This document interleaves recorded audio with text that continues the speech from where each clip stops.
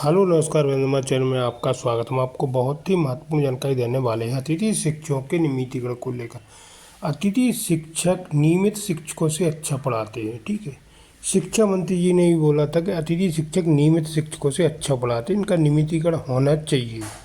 और नियमित शिक्षक 80,000 पेमेंट लेते हैं, 90,000 पेमेंट लेते हैं, और अतिथि शिक्षक 10,000, 8,000 और 14,000 में काम करते हैं और नियमित रूप से स्कूल जाते हैं। जबकि नियमित शिक्षक नहीं जाते, वो अपनी जगह पे एक कम वेतन वाला शिक्षक रखे हुए हैं ताकि इनको स्कूल ना जाना पड़े। शिक्षा मंत्री जी का बयान आप सुनिए, क्या कहना है अतिथि शिक्षकों को लेकर और शिक्षकों को लेकर।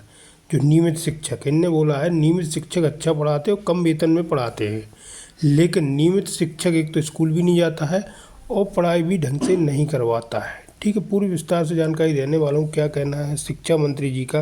आप वीडियो में बने रहें, वीडियो पूरा देखें। वीडियो अच्छा लगे तो लाइक और चैनल को सब्सक्राइब कर लें ऐसे ही अपडेट पाने के लिए। यानी कि मंत्री का कबूलनामा, शिक्षकों का कारनामा। मध्य प्रदेश की बात की जाए तो शिक्षा व्यवस्था को लेकर खूब दावे होते हैं, बड़े बड़े दावे होते हैं, लेकिन जमीनी हकीकत कुछ और होती है। समय समय पर इसकी बानगी दिखाई भी दे जाती है। मध्य प्रदेश में कई ऐसे शिक्षक हैं जो पढ़ाने के लिए स्कूल नहीं जाते। इन शिक्षकों ने किराए पर एक दूसरे आदमी को रख लिया है। और ऐसा हम नहीं कह रहे, ये कह रहे हैं सरकार के शिक्षा मंत्री यानी कि राव उदय प्रताप सिंह। रायसेन जिले में एक कार्यक्रम चल रहा था और इस दौरान शिक्षा मंत्री ने भरे मंच से अपने ही विभाग की पोल खोल दी। उन्होंने ये कहा कि वो व्यक्तिगत रूप से ऐसे 500 शिक्षकों को जानते हैं जो स्कूल ही नहीं जाते, बल्कि अपने बदले किसी दूसरे को पढ़ाने के लिए भेज देते हैं। उनके जिले में ही उन्होंने ये भी बात की कि उनके ही जिले में ऐसे 100 शिक्षक को वो जानते हैं। इसके अलावा मंत्री ने सुरक्षा में लगे गार्ड की सैलरी का उदाहरण दे दिया। शिक्षकों को जमकर खरी खोटी सुनाई। ये कहा कि मेरी सुरक्षा में लगे गार्ड महज 32 से 34 हजार रुपए में काम करते हैं, जबकि शिक्षक 80,000 रुपए लेकर अपना काम नहीं कर रहे। शिक्षा मंत्री के इस बयान पर सियासत तेज हो गई। विपक्ष को बैठे बैठाए मुद्दा मिल गया सरकार को घेरने का। सुनिए क्या कुछ कहा उन्होंने। मैं 500 शिक्षकों को व्यक्तिगत रूप से जानता हूं जो स्कूल नहीं जाते, किराए से लगा रखे हैं लोगों ने, व्यक्तिगत रूप से जानता हूं। 100 तो मेरे जिले में ही होंगे। ये चुनौतियां हैं समाज की जिन पर हमको मनन चिंतन करना पड़ेगा। हम 80-80 हजार की सैलरी लेकर 6 लोग केवल 38 बच्चों का इंतजाम कर सके और 12-12, 15-15 हजार रुपए देकर 900 बच्चों की व्यवस्था करता है। ये चुनौती हमारे सामने। ये सुनने में खराब लगती है, बोलना भी नहीं चाहिए सार्वजनिक रूप से, लेकिन जैसा दामोदर जी ने कहा है हमारे संवाद का विषय है। नहीं तो 365 दिन काम, 24 घंटे साहब के पीछे खड़े हैं। साहब खाना खा रहे हैं लेकिन उनकी ड्यूटी 30-32 हजार में, जबकि सिपाही के प्रति आदमी के मन में अच्छा भाव नहीं। आपने क्या कुछ कहा है मध्य प्रदेश के शिक्षा मंत्री, जो अपनी ही सरकारी शिक्षकों की पोल खोलते नजर आए हैं। 10 से 12 हजार में लगा रखे हैं किराए के टीचर, शिक्षक। इस तरह की बातें उन्होंने की है। उन्होंने ये भी कहा कि आत्मचिंतन करने की जरूरत है। ठीक नहीं लगता है मंच में, लेकिन गिरती हुई साख और घटती छात्र संख्या पर जरूर उन्होंने चिंता जताई है। और कांग्रेस इसे शर्मनाक बताते हुए कांग्रेस से कार्रवाई की मांग तक कर रही है। तो मध्य प्रदेश के स्कूल शिक्षा मंत्री है राव उदय प्रताप, जिन्होंने सरकारी शिक्षा तंत्र पर सार्वजनिक सवाल उठाए हैं, अपने ही विभाग को कटघरे में खड़ा कर दिया है।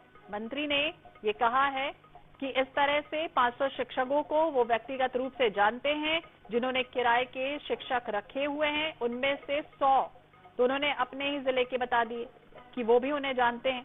और ये भी कहा कि 100% अच्छे शिक्षकों में से 10 से 12% शिक्षक ऐसे हैं जिनके कारण पूरा शिक्षा विभाग बदनाम हो रहा है।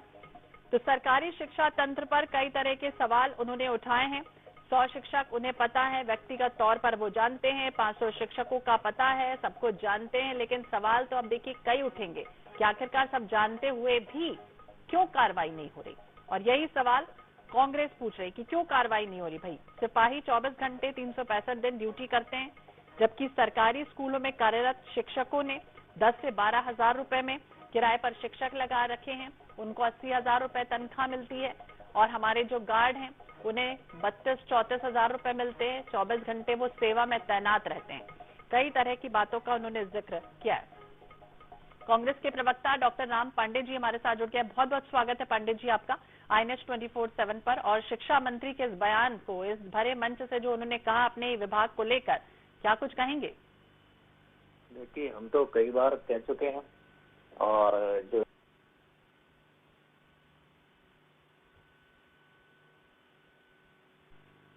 जगह किसी दूसरे शिक्षक को 16,000 में ठेके पर रखा हुआ था। अब चूंकि इनके मंत्री स्वयं कह रहे हैं तो अब इनको इस बात को स्वीकार करना पड़ेगा। लेकिन जो 500 का जो आंकड़ा है ये बहुत छोटा है। ये आंकड़ा जरूर बहुत बड़ा है। पूरे मध्य प्रदेश का जो शिक्षा का स्तर है वो बहुत बिगड़ता जा रहा है। स्कूल बंद होते जा रहे हैं। हजारों बच्चे प्रतिदिन स्कूल छोड़ रहे हैं। स्कूलों की व्यवस्था, हमारे महाविद्यालयों की व्यवस्था बहुत खराब होती जा रही है। शिक्षा का स्तर बहुत बिगड़ता जा रहा है और उसका हम देखते भी हैं। कहीं भी आप देखिए, मध्य प्रदेश का जो विद्यार्थी होता है वो मध्य प्रदेश के बाहर पढ़ने के लिए ज्यादा जाता है और बाहर के लोग मध्य प्रदेश में नहीं आते हैं। तो ये सारा मामला करप्शन का है और शिक्षा से भारतीय जनता पार्टी को कहाँ लेना देना है। और मंत्री जी ने इस बात को कहा है तो कहीं ना कहीं वो अपनी सरकार को ही कटघरे में खड़ा कर रहे हैं। और ये अकेले मंत्री नहीं है, आए दिन कोई ना कोई बोल ही रहा है। जैसे परिवहन विभाग के बारे में अभी भूपेंद्र सिंह जी ने बोला था, तो 2-4 दिन में कोई ना कोई मंत्री और विधायक अपनी भड़ास निकाल ही देता है। और ये बात भी सच है कि कोई सच्चाई होती है तो उसको कितना भी दबाया जाए वो एक न एक दिन जबान पर आ जाती है। तो शिक्षा मंत्री जी ने अब तक उसको दबा के रखा था कि हाँ उनके यहाँ भ्रष्टाचार है, लेकिन वो ओपनली बोल नहीं रहे थे। और ये सरासर भ्रष्टाचार मामला है कि 500 ही मान लिया जाए, यदि ये नहीं जाते हैं पढ़ाने के लिए तो फिर इनको सैलरी कौन दे रहा है, इनकी जगह कौन काम कर रहा है, इन पर कार्रवाई कौन करेगा? कार्रवाई तो शिक्षा मंत्री को ही करनी है। तो इन 500 को क्यों आपने अभी तक नोटिस नहीं दिया? कोई ये बचा कर रखा हुआ है।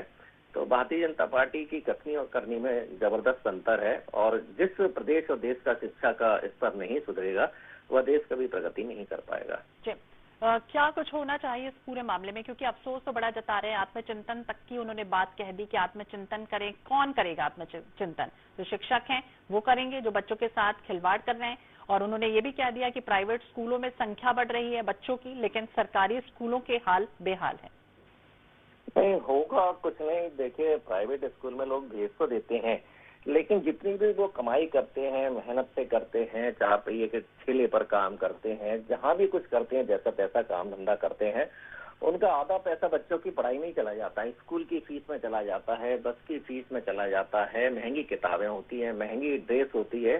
तो जो सरकारी स्कूल बनाए गए थे वो इसलिए बनाए गए थे कि फ्री शिक्षा हो। और मनमोहन सिंह की जो सरकार थी उसमें 14 वर्ष तक के बच्चों के लिए फ्री शिक्षा कर दी गई थी और शिक्षा का अधिकार भी दिया गया था। लेकिन जैसे जैसे सरकारी स्कूल बंद होंगे और प्राइवेट स्कूल बढ़ेंगे तो वैसे वैसे शिक्षा महंगी होती जाएगी और जो आम आदमी है जिसकी आर्थिक स्थिति अच्छी नहीं है वो नहीं पढ़ा पाएगा। और ये जो अभी वर्तमान में जो सरकार है इसे हम जो चर्चा कर रहे हैं इससे कोई फर्क नहीं पड़ेगा। ये इनको फर्क तभी पड़ेगा जब ये चुनाव हारेंगे।